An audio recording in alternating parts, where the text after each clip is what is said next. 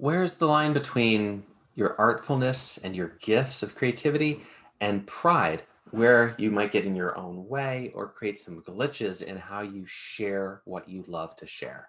I'm Alex Iglesia, and I've written some books. I've published some books. This is the Three Little Pigs Go to Yoga. This is the Chironauts Field Guide to the Exploratorium of Epicness.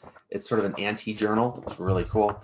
And the point of sharing that is that I want to give you, as creators, some real deep insights about your own resistance, the nature of it, and what might be stopping you from even more flourishing, more being prolific. Because I bet you're doing what you're doing, but there's probably a deeper story, a deeper sense of self that you could share. And sometimes it's not safe to play. It's not safe to really create and just share. I know that for me, a very, very strong sense that I work with all the time of, if you really knew the real me, you'd ignore me, you'd leave me. And when I say that, I'm able to say that with more power, with more clarity, because I've done embodied work on it. I've been teaching embodiment and using embodiment as a way to help people be more free and creative for more than a decade. And I want to use this time with you right now to look at the line between pride and artfulness. This is so important for creators. So what I'm going to walk you through looks like this. There we go. Okay, so the 26 hexagram is made up of these lines. There's 3 solid lines, 2 broken lines, and another solid line. Well, there's actually a lot of information in these lines. I'm going to walk you through the movements that embody these lines, because what it does is it'll reveal for you where your own line is and your own body-mind patterns, your mindset, your worldview that might be creating a bit of pride and arrogance instead of being totally free to really express what you uniquely care about and love. So this is very much about uniqueness and your original creativity. Now, the 26 hexagram, we can look at it through a few different perspectives. We can go all the way to the I Ching and read the poetry and the commentary there. A bit more abstract, a bit more difficult to make concrete, but really, really valuable. We can look at the gene keys and how the gene keys describe the 26 hexagram with pride, artfulness, and invisibility. That's where we're going to spend a bit more time. We're going to use Uzazu, a mind-body modality, to dimensionalize, to embody these, so that we're not just rearranging ideas, but you're actually finding it in your body and repatterning your capacity for your gifts and sharing these gifts in the world. And I want to highlight my friend Alexandra and her partner, who I can't remember her name right now, I'm sorry. And their work is at insightfulcolor.com. And they make these cards. They're kind of like tarot cards, except there's 64 of them for the hexagrams. So all of that to say, this 26 is really powerful. And we've got these themes of fortitude and harmonious use of will. In human design, one more perspective, the 26 hexagram is in our will center, kind of an aspect of our heart and our ego and our courage and our will and energy to do. It's what's in your heart to do. So with all that said, what's in your heart to do? Let's find out. And let's see what's getting in the way. The bottom 3 lines are called a trigram, and we're going to embody them by coming forward, yang, up, yang, and wide, yang. Yang, yang, yang. It's very yang energy. Now, ideally, this is a sense of being in the world and active and taking a perspective, having freedom with perspective. That's very co-creative. Now, if you turn your attention up, right, and you're aware that, hey, there's this whole world down here, and my attention is up and active and wide, there's immediately the possibility for a sense of awe and joy and wonder. Like, imagine being under the stars, or imagine having climbed to the top of a hill and you've made it, right? And you can be aware that, well, you made it because the earth gave you a place to go make it, and people probably supported you, and you're wearing the clothes that other people made, and this is a hugely collaborative effort that you made it. And Uzazu, we call this mesh. there's a messiness to it that we're always trying to order and rearrange, and there's entropy and there's creativity. Mesh. Okay, so that's the first part. That's half of the move. It's half of how we build this hexagram with our body-mind states. The second movement is called cradle. We're going to come back, yin, down, yin, and then wide, yang, yin, yin, yang. It's the top part of that hexagram. And in cradle, the attention is over here, not over there anymore. It's more down rather than up. It's still wide. We can get really geeky about all this. In cradle, there's a sense of I'm here, I'm sensing, and I can take this perspective. So how many of us as creators, as artists, as scientists, as leaders have a sense of not fully owning our value or not completely recognizing all the strengths that we have? There's so many assessments to see what we have here because it's so difficult to see from ourselves.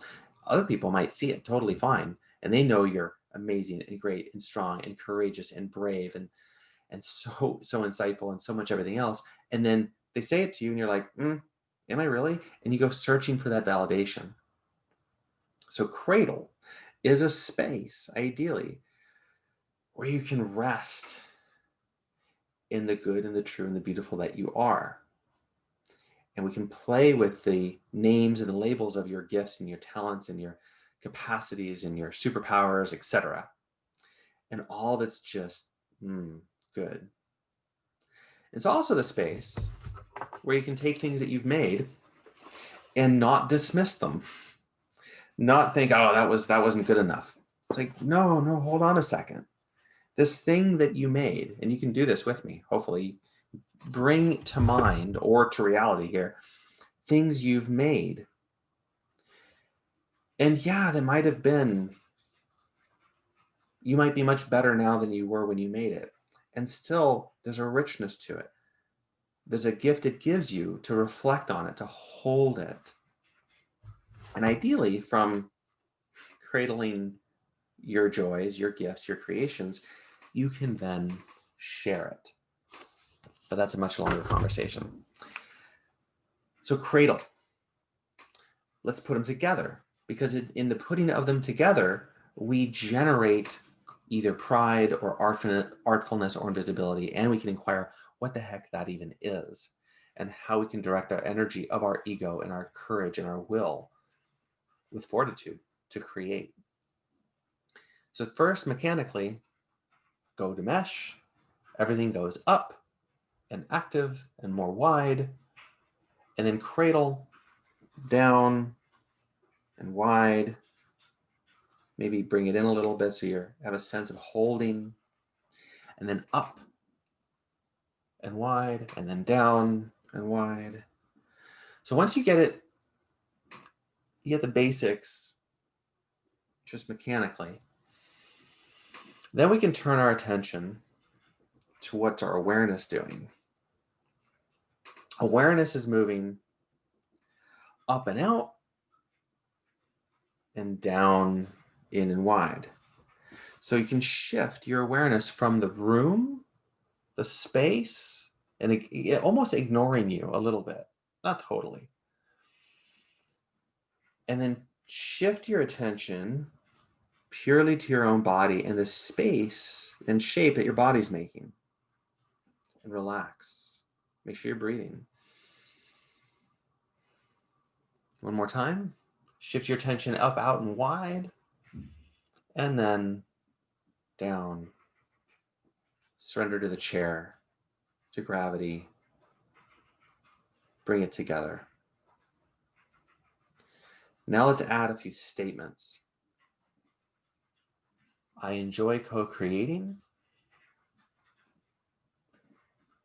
I value what I have. I enjoy co-creating. I value what I have.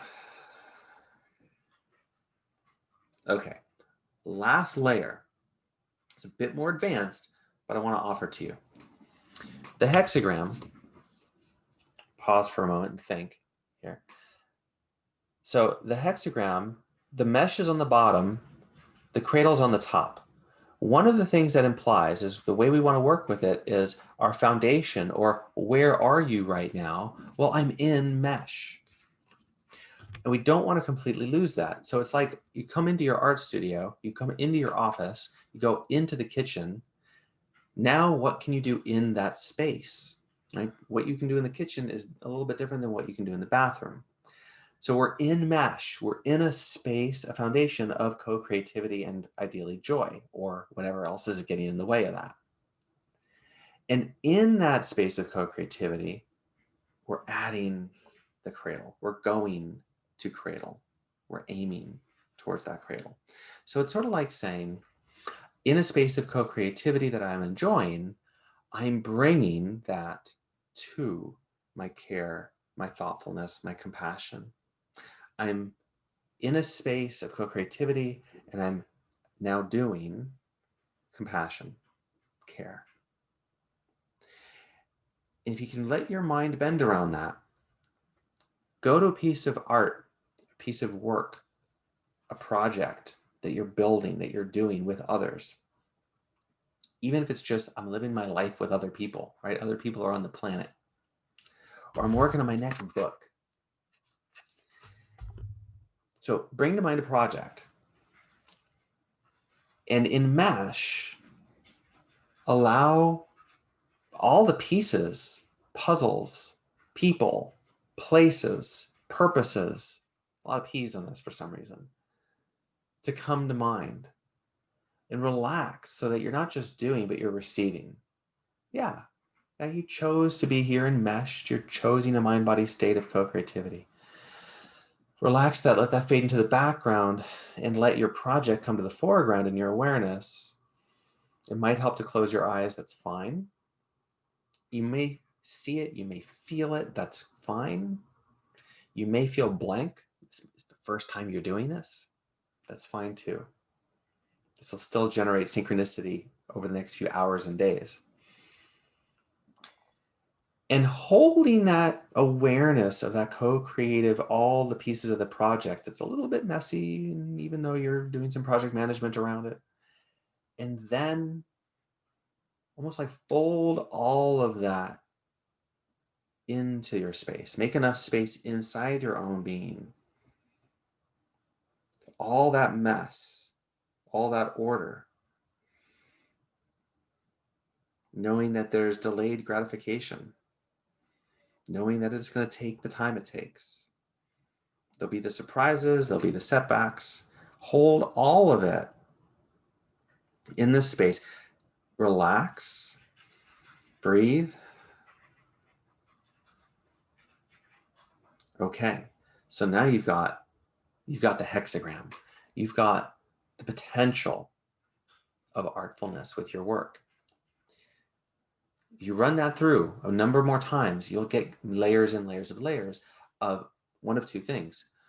Where something is in the way of experiencing the possibility of that, the ease of that, and you'll just expand your capacity. So it's sort of like strength and conditioning for your mind, body, and soul in this particular direction. Now, that's artfulness. Let's touch on pride a moment. The way we find or embody these shadows is, one, you just find it, right? You kind of go into this place and you're like, I'm thinking about these things. Well, that's shadow shit. That's unconscious stuff. Now, some of that can be used as fuel, used as tinder for the fire you're creating through your work. And some of it just, it has nothing to do with your work. It's just shit that comes up. It's stuff in the way. It's a memory. It's a trauma. It's an issue. It's a past life stuff. It's a fear of the future. It's whatever in that context. And the only thing to do right now is to be with it, feel it fully, and gently move through it anyway.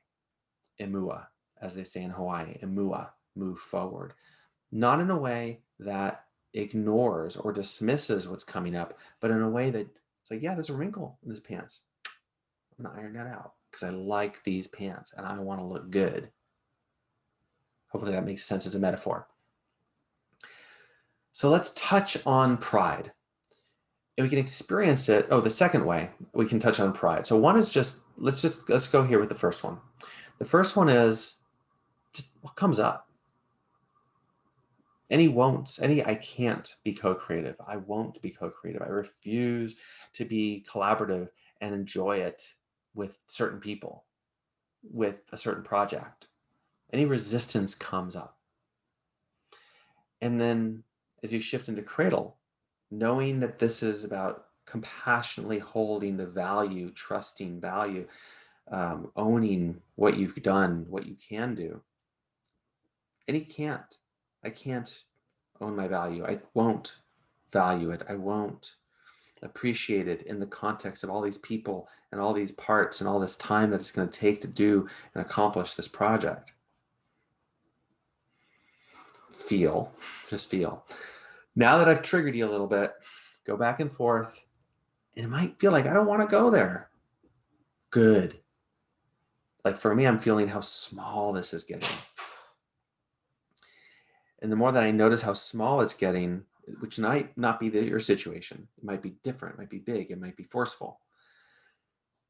All you need to do is be with it. So I'm going to give you a few seconds to just allow yourself to embody the resistance. Whatever that looks like, whatever that feels like, you know your endpoints.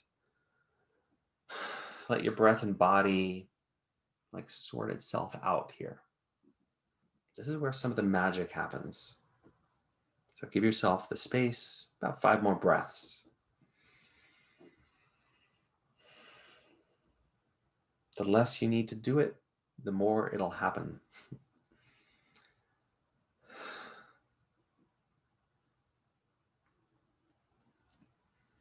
You might notice thoughts that start to line up with the movement naturally expanding. So you can notice them or not. It's not terribly important. Okay, go ahead and stop. We'll do one more round to make this nice and sweet before we end. Notice what happened. So we started off with actively using our words to invoke and evoke why there might be some challenge, getting to artfulness and where that's just an issue. Now, I'm going to suggest that if you really spend some time with this, it shows up as pride. It's like, okay, I'm going to place, like for me, for example, that was starting to be smaller, right? How is that pride? How am I creating pride out of that smallness?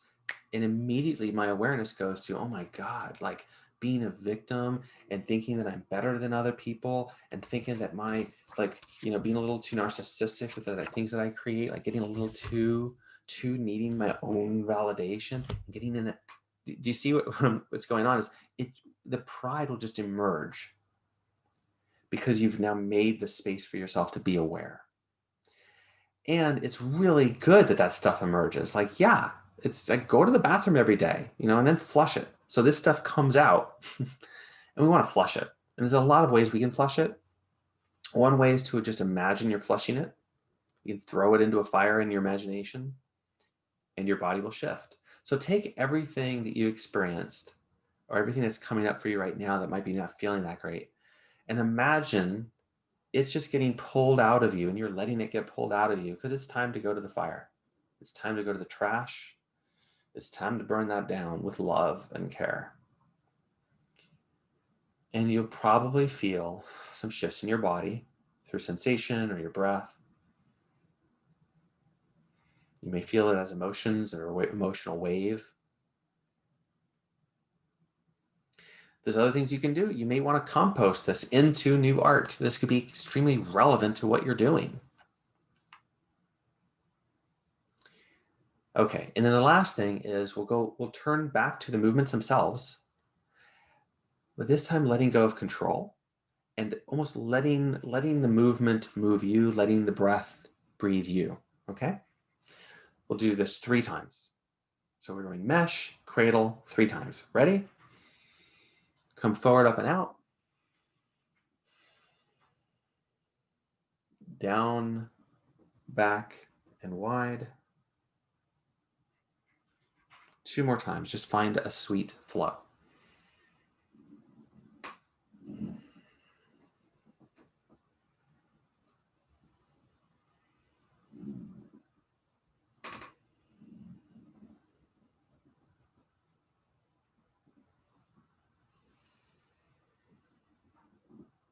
Okay, let it go. What have you done? Who are you now? By embodying this entire hexagram as a process, as a cycle, you bring yourself into a mind-body state that's more aligned with the gifts and wherever that shadow is showing up for you. So my suggestion is you bring this into your day before you brush your teeth, or maybe after. You anchor it to other things you do before you go to sleep. When you sit down to do some work, when you are done with your work. So anchor it into things you're already doing. Give it a minute, give it 5 minutes. And even if you forget, that's fine, because you're priming yourself to be more aware of these qualities and these themes and these possibilities and strengths in you and in the world. And let me just make sure we touch on that. This is not just about you. This is about your relationship to the world. And some of the themes and some of what comes by embodying these states is you notice it in others, or you notice, in this case, pride or artfulness in others, their gifts, their issues. You don't need to tell them. You don't need to say anything. You don't need to change them. You're just noticing it. And that increase and growth in your awareness is priceless for yourself and what you're creating. I could go on. I can do this all day, but I'm going to stop now. I hope this has been a help to you. I'm real curious about what it's brought up for you, and I'll be extremely interested to know what comes as you bring this into your practice, whether you are making some books or art. Check out insightfulcolor.com, or you're journaling. And I hope that this has supported you in getting your work out there and getting the work out from deep inside you. Because I know your heart wants to create something, and you're always responding to callings and inspirations. Thanks for participating in everything life has been throwing at you. And thanks for being epic.